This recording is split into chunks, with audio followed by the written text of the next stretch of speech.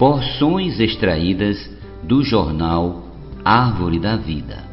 O que Deus uniu.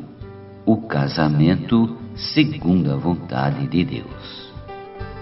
Filtrar os conselhos recebidos. Muitas vezes, ao passar por crises no casamento, somos tentados a desabafar com amigos e vizinhos ou buscar sua ajuda e conselhos. Todavia, até que ponto devemos acatá-los?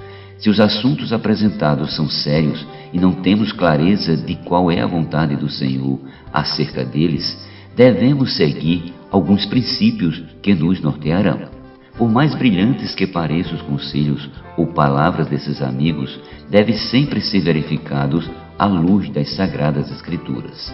Esse foi o princípio usado pelo Senhor Jesus ao ser questionado sobre vários assuntos. Certa vez ele disse aos fariseus, intérpretes da lei de Deus, com respeito ao divórcio por qualquer motivo: não tendes lido que o Criador desde o princípio os fez homem e mulher, e que disse: por esta causa deixará o homem pai e mãe, e se unirá à sua mulher, tornando-se os dois uma só carne? Mateus capítulo 19, versículos do 3 ao 5. Vemos aqui dois erros comuns. Eles interpretaram a palavra de Deus de acordo com a própria conveniência e não voltaram ao princípio, ao projeto original de Deus para embasar suas decisões. Em outra situação, ao ser tentado pelo diabo, Jesus fez uso das Escrituras para vencê-lo. Está escrito, Mateus 4,4.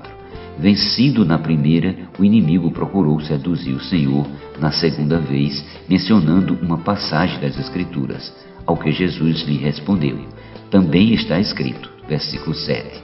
Então, buscando ainda subjugar Jesus, lhe ofereceu todos os reinos do mundo e a glória deles. Mas o Senhor, novamente, firmado na palavra, respondeu: retira-te, Satanás, porque está escrito, versículo 10. Vemos aqui que jamais devemos usar a palavra de maneira conveniente a nossos desejos, tampouco fora do contexto para nos poupar de algum sofrimento ou nos dar algo que Deus jamais nos daria.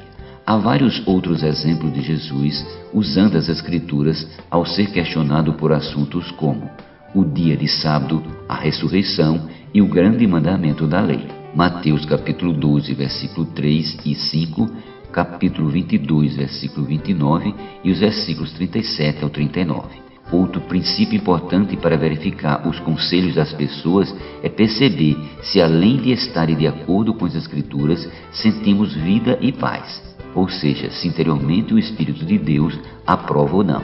Quando Ele aprova, sentimos-nos fortes, leves, tranquilos, seguros e conseguimos orar sem nenhum impedimento. Caso contrário, se o que ouvimos provoca em nós angústia, fraqueza espiritual, trevas, intranquilidade e não conseguimos orar ao Senhor sobre isso, é sinal de que a morte está operando. Romanos capítulo 8, versículos do 4 ao 6. Sendo assim, não devemos acatar passivamente o que as pessoas nos dizem, pois elas podem ser usadas pelo inimigo de Deus para dizer o que nossa carne quer ouvir. Antes devemos orar a respeito do que delas ouvimos e perguntar ao Senhor o que Ele pensa sobre o assunto. Caso não tenhamos clareza do que as Escrituras dizem ou da aprovação interior de Deus, devemos ainda buscar a comunhão com os irmãos em Cristo mais maduros que nós.